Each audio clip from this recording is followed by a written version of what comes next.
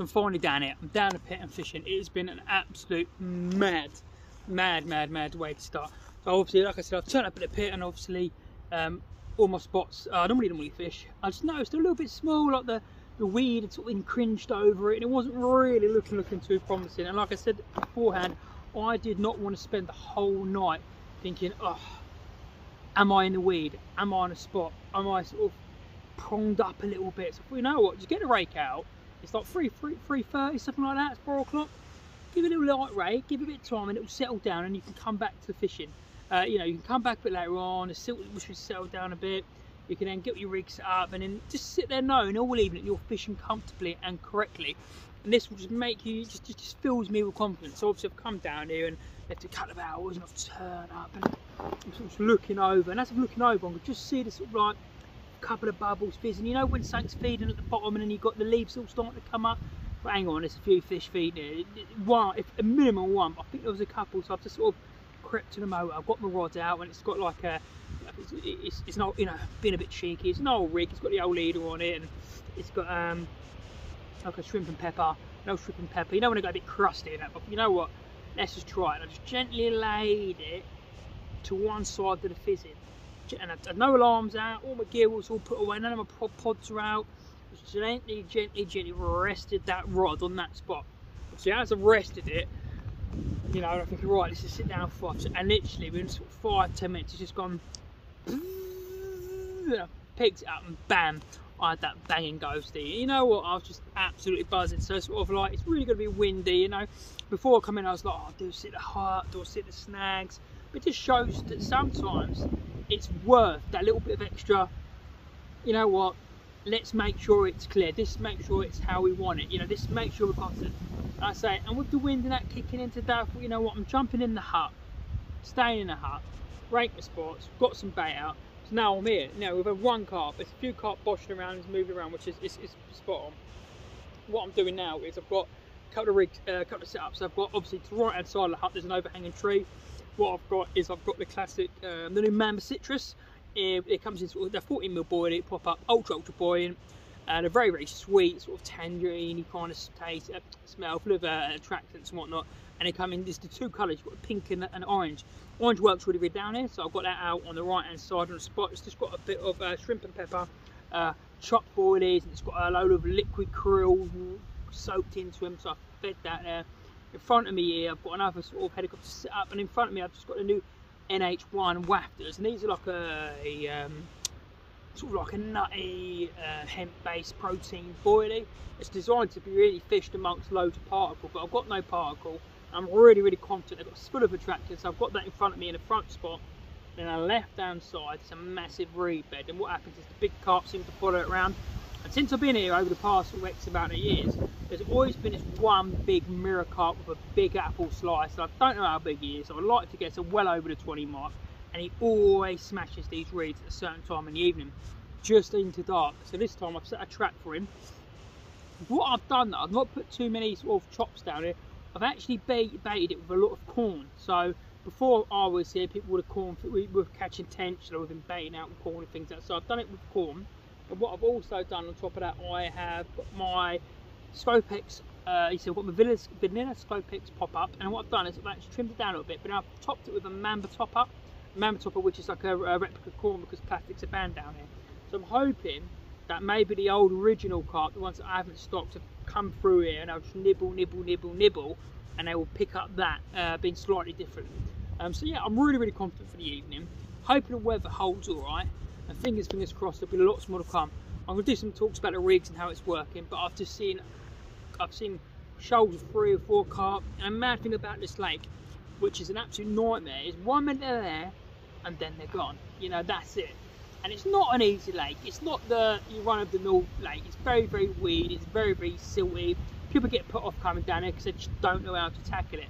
And I've been doing 3 or 4 videos over the course of how I fish it, I catch out of it.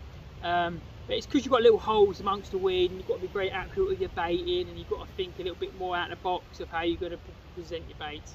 But not only that, the fish are very skittish. So obviously you slam your door on a car or bang something, the whole lake goes ting like that. So it's one of the very situations that you bait up, you sit back and you're very quiet. Anyway, still sort of glowing from that first fish, so that's gone really, really well. So we've got one fish down in a matter of God knows how long. I've got the rest of the night to go in the morning. Bite time's normally 2 o'clock at night. That's when the oxygen's at its lowest and all the blood won't come out, etc, etc. And then normally sort of like 7 to 10 in the morning. So to have one already, I'm absolutely stuck. And what a fish! What a fish! It was really, really beautiful.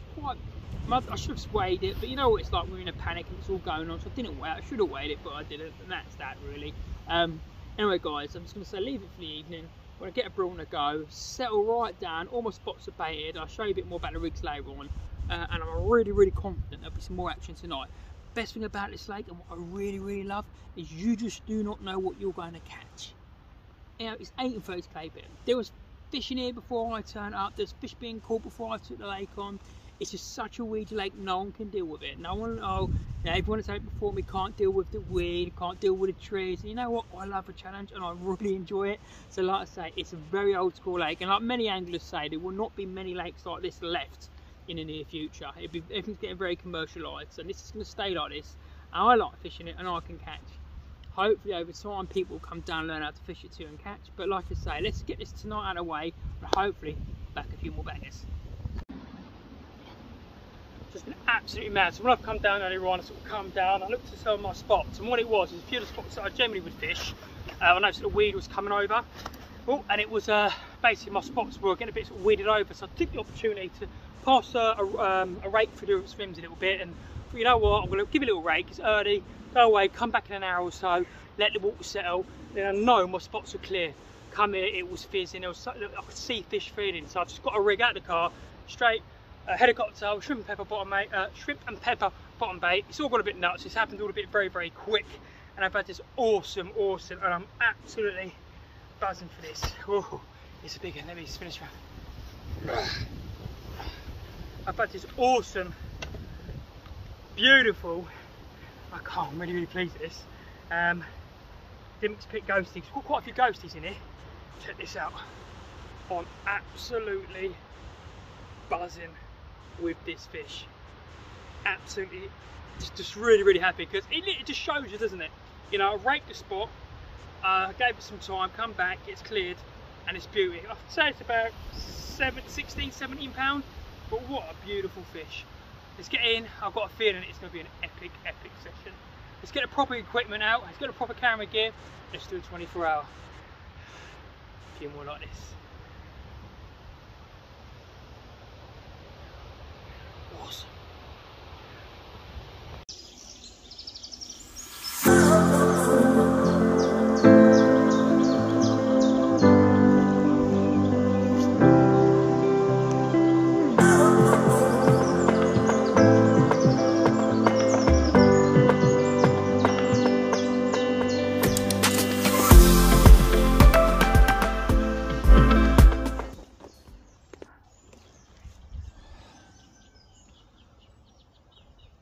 Oh, that wasn't very eventful last night, quite quiet. It was quite windy. The wind was kicking up quite heavily. There was no rain or anything. I expected it to rain quite heavily. Just a bit of a drizzle. It was just so windy. A couple of bleeps on the rod last night, nothing special. All I can assume is it just didn't happen. I mean, it's a shame because I was really, really sort of excited about that. I really thought that I was going to be in for an epic night. Coming down, having that ghosty straight away. You know, few bits of fizzing going on. I just really thought I was in for the feed. A couple of did roll last night in the reed lines near the left hand rod, but just nothing was really happening. So the thing is with the lake, the good thing about this particular lake, it's always been mornings. Literally between any time between 7 in the morning through to 10, 11 o'clock. It's always been most of my bite times down here. A lot of the videos I've done, a lot of the captures I've always done has always been in the morning. Left hand rod's got tons of fizzing going on.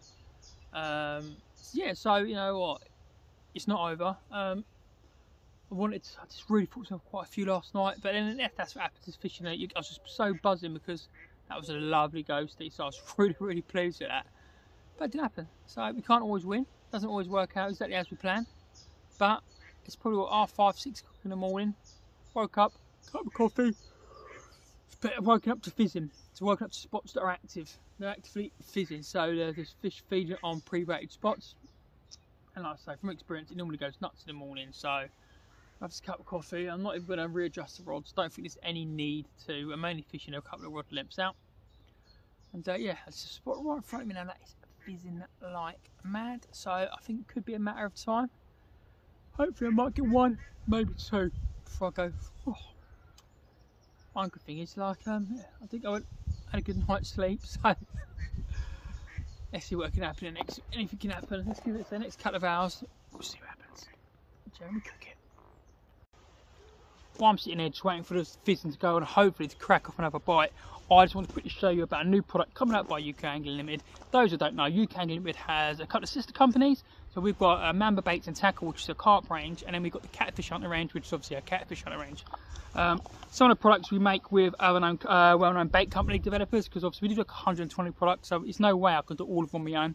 But we do a certain range of Mamba specials, which I make from not fresh, but I do ground down bait products. I put them in a big grinder, grind them down. Quite tricky to balance them all so they all sort of stick together, they don't go moulding, don't fall apart, this and the other. I want to introduce to you these. These are in testing at the moment. These, I don't know if you can see them, are my NH1s. Absolutely lovely bait. If you can look inside them, they can show you. See that? You can see this at all with some of the videos we do. But you can see all the little particles in there. It's basically, it's like hemp. It's got hydro nut in it. It's got lots of other components of it. But what happens is, as fish peck it, bits of the particles come off and lift and move around the water column. So what as the more fish hit this bait, roach, any other fish, roach, tench, small thing, it flutters with little bits of sort of particles that float around, which aims for attraction. It's full of aminos, full of attractants, and yeah, testing phase. I'm excited about these. We've got a Wafters pop-up range, and we've got a bottom back range. So this is something that's going to be new. Probably won't be out to end of this year, early next, but keep your eyes out for NH1s. Well, that's sort of pretty much it. 24 hour on a pit. It was all set up. I just had a feeling it was going to go really well last night because of the fizzing, the fish movement, the spots were clear. Just felt, you know, that feeling you get that it's going to be a good night. A few little liners, but nothing actually come to it, and nothing went. So it was just one of them nights. And at the end of the day, I can't complain because I did have that first very, very quick ghosting when I first got down there. So I'm really, really happy with that. A few more would have been nice. I've seen some bubblers, but it's come to that time in the morning where the rods are going to be packed down. I've got to get home, I've got 1,001 things to do. But still, nice evening, nice to sit down on a lake, nice to be peace and quiet, and you've got to appreciate that ghosting at the beginning. So I'm very happy with that. I'm going to leave one, you know what it's like, you're going to pack down, but you leave the rods laying there just in case. But I think this is going to be the end of the little vlog, to be fair. Anyway, guys, cheers for watching. Look forward to doing some more of these with you. We did some more pike. We're going to do some big pike fishing in the winter. A couple more on dimmocks pit, a bit more travelling around with the team, do a bit more. But until then, like I say, tight lines to everybody. Good luck on the bank. And as always, as I'm UK Angling, our slogan is encourage, educate, inspire. Take care.